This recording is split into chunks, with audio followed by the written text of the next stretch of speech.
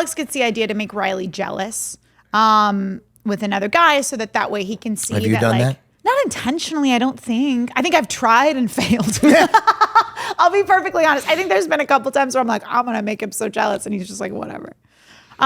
Which is fine. That's a super juvenile thing to do. And I did it in my like early 20s. I'm also very unaware sometimes of like if somebody's jealous or if somebody likes me. Like I just can be really aloof when it comes to that kind of thing. Why do you think that is? I don't know. I really don't know. It's something that like, because a friend of mine just said the other day, she's like, I think he likes you or something. And I was like, what? What are you talking about? We're just friends. And like we were talking about in a previous episode about how, you know, when you don't know it's a date or like if you're hanging out or like you're just not aware. That's me sometimes too, because I just don't pick up on those cues as well. But she's like, yeah, he always brings you up. He always wants to talk about you. So I think he likes you. And I'm like, maybe. Was this recently? And did you check in with him? I'm not into it. You're not into him? Yeah, I'm not into it. So it's kind of. But is he a friend in your friend circle that you're? Yeah. By the way, that noise is me just saying, let's move on. No. But yeah, like he's a friend-ish, you know. But anyway. I don't remember ever trying to make someone jealous. I don't remember doing that. That's not something that I. It's one of those things. Like, yeah, it's. I'm not going to say it's a skill because I don't think it's a good thing to do, obviously. But like, there's some people that really have the wherewithal of like getting people's attention or like doing that kind of thing. And I think I'm kind of clueless when it comes to that. See, I'm clueless about using a mic. I'm clueless about dating. But I have admittedly done a little that stupid like.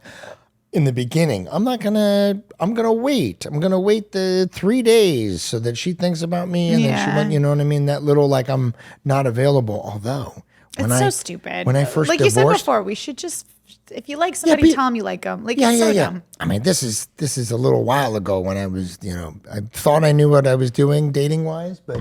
No one knows what they're doing. Yeah. I was just going to say stupid stuff. Like when I divorced, I was a dad for a week and then I was single for a week. And I had never been single as a grown up. Yeah. And that had to have been a weird adjustment. Well, it was weird because sometimes I'd come home. Sometimes I'd come home and I'd be like, I'm alone. You can't say hi to anybody who's not there, you know. Yeah. That's me every day. Your cats are there. That's true. And they'll eat my face when I go. But it was interesting. I'll just say this really quick. I had been married right after, because I had Riley when I was 21. So I didn't get married until I was 23. But I had been right into my family, and then I went into my new family. I know a lot of people that do that, and I never got the, like, I'm a single guy and I'm only going to talk about me thing. So when I was now single as an adult, I would go out and I would listen to a woman, then communicate with her and talk about stuff. And actually, when I went out on some dates, they were like, you listened to what I said and responded. You know what I mean? It's like, I was like, what the fuck are these guys out here doing? Just talking about themselves. Well, when you said the guys that are like only into themselves, because I love like I'm super independent. So I love somebody that's the same way because I like to go do my thing and you go do your thing and then we share and meet in the middle. Yeah, right? which is great. Which is healthy.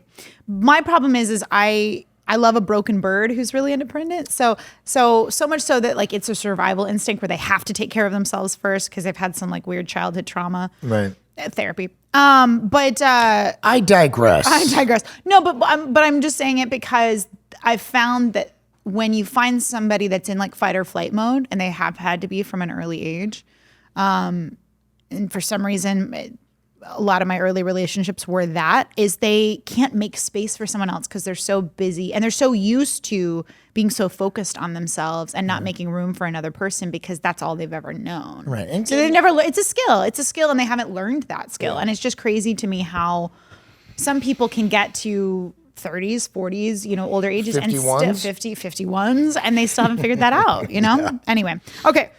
So Alex gets the idea to make Riley jealous. They're cruising for a new dude. She gets to use the Mariana Animal spell to make a mannequin she sees in the window come to life to act as her new boyfriend, Mannequin. Get it? Clever.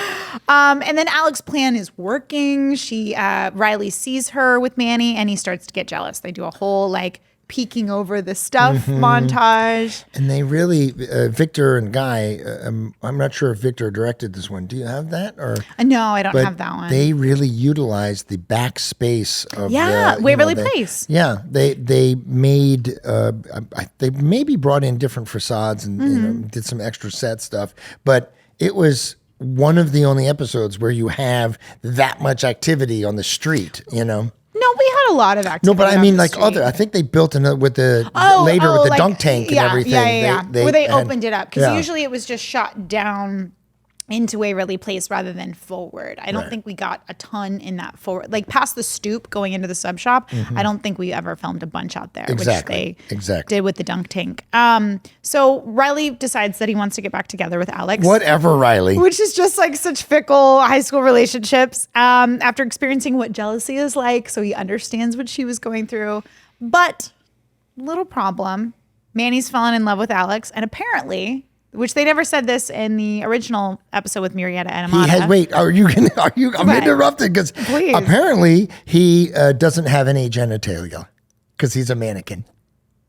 I didn't think about that because it's a children's show. I'm sorry. Hey, thank you so much for watching this clip of Wizards of Waverly Pod. And for the full episode, go to the Wizards Pod YouTube channel. The link is in the description. And for exclusive weekly bonus content, join our Patreon now. There's a link in the description for that too. Thanks for watching. Bye now.